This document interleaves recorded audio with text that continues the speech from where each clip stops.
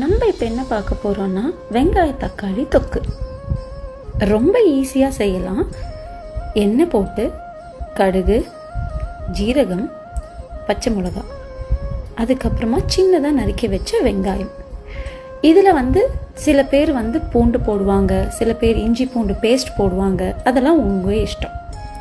அடுத்து தக்காளி. இந்த தக்காளிக்கு நான் 3 மீடியம் சைஸ் வெங்காயத்துக்கு 5 தக்காளி போட்டிருக்கேன். இந்த தப்பு தான் எல்லோரும் பண்ணுறாங்க. தக்காளி நிறையா போட்டால் தான் டேஸ்ட்டு. மிளகா பொடி, தனியா பொடி, உப்பு இதெல்லாம் போட்டு கிளறி நல்லா வேக வைங்க. எவ்வளோக்கு எவ்வளோ வேகுதோ அவ்வளோ டேஸ்ட் கொடுக்கும்.